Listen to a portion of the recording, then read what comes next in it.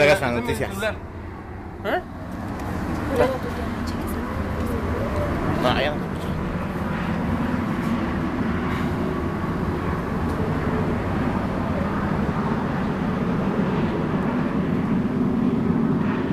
Maduro.